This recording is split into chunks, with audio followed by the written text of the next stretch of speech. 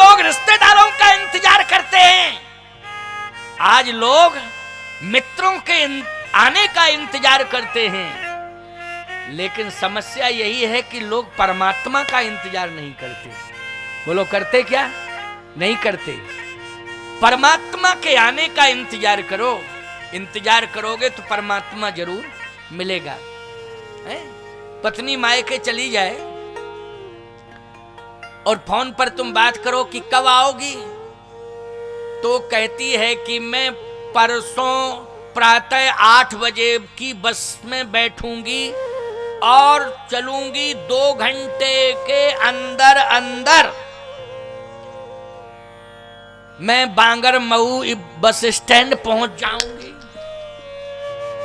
बांगर Mau bus stand. तो तुमने motor तारीख समझ ली, सुन ली, समय मिलान कर लिया। अब परसों वो चलेगी, वो आज से ही सोच रहे परसों इतने बजे चलेगी, इतने बजे आएगी, उतरेगी, यहाँ टाइम से पहुंचना है मुझे।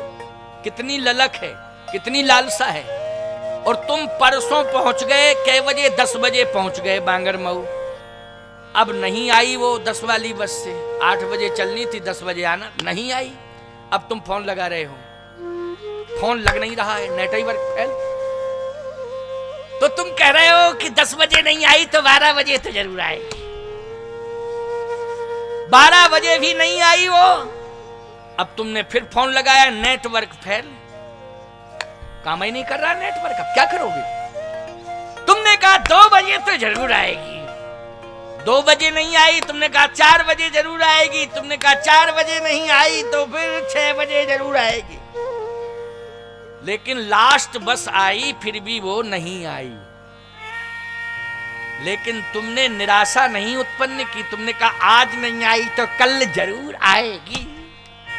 बोलो पत्नी के आने का इंतजार कर रहे हो कि नहीं कर रहे हो? तुम विश्वास है कि नहीं? तुम्हें विश्वास है कि आज नहीं आई तो कल आएगी, कल नहीं आई तो परसों आएगी, और परसों नहीं आई तो बरसों में आएगी ही। हमें विश्वास है। पत्नी के आने का इंतजार करते हो, मित्रों के आने का इंतजार करते हो, रिश्तेदारों के आने का इंतजार करते हो, और सब पर विश्वास भी करते हो, लेकिन परमात्मा पर विश्वास नहीं करते हो। इंतजार करते रहना, विश्वास रखो परमात्मा एक दिन जरूर मिलेगा, उसका इंतजार करते रहना।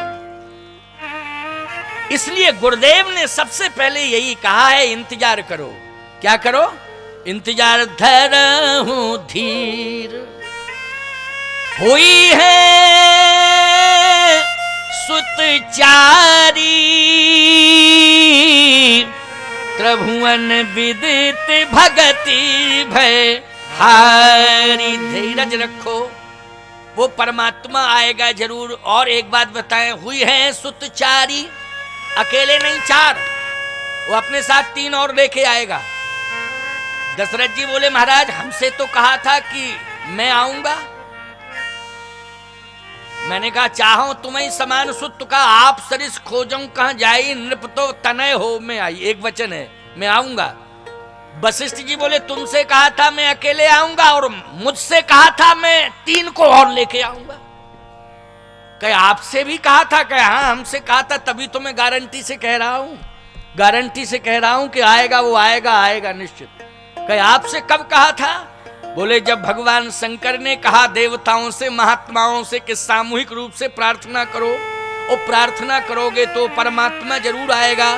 तो जय जय सुरनायक जन सुखदायक प्रणदीपाल भगवंता, सामूहिक रूप से जब प्रार्थना की तो प्रार्थना में फिर वह परमात्मा आश्वासन देने लगा कि जन डर पहु मुनि सिद्ध सुरेशा, ओ तुम ही लाग धरि हो नर भेसा, ते दशरथ कौशल्या रूपा, ओ कौशलपुरी प्रगट नर भूपा, तिनके ग्रही अवतरी हो जाई,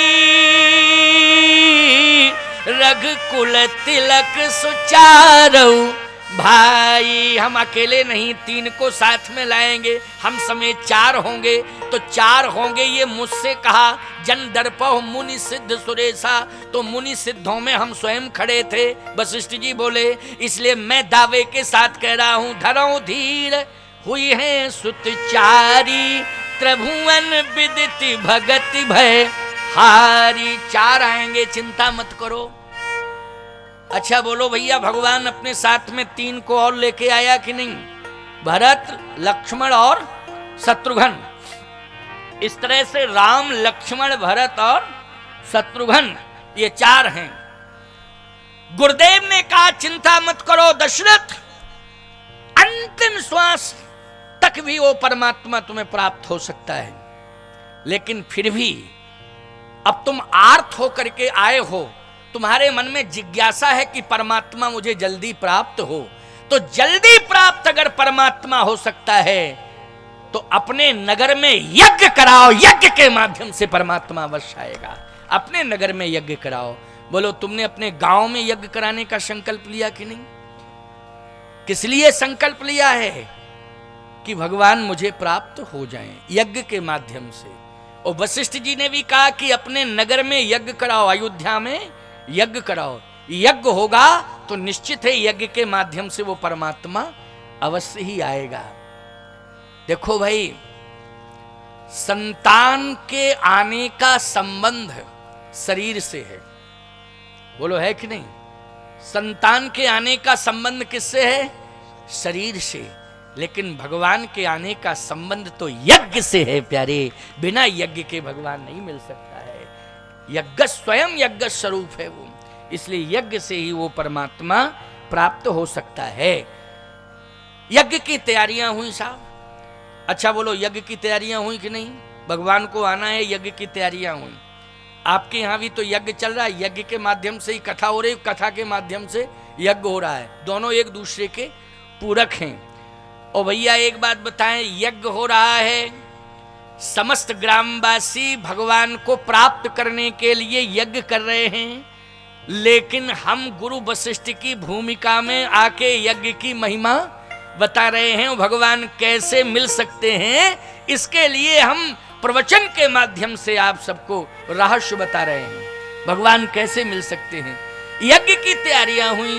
गोस्वामी जी कहते श्रृंगी ऋषि वशिष्ठ बुलावा, श्रृंगी ऋषि वशिष्ठ बुलावा, पुत्र काम शुभ जग करावा, पुत्र काम शुभ जग करावा, पुत्र काम शुभ जग करावा, पुत्र काम शुभ जग करावा, पुत्र काम सब जग करावा, पुत्र काम शुभ यज्ञ करावा, पुत्र काम शुभ यज्ञ करावा।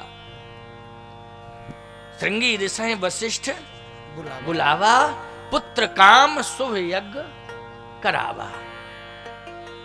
भैया शुभ यज्ञ, यज्ञ तो शुभ ही होता है, लेकिन यज्ञ अशुभ भी होता है।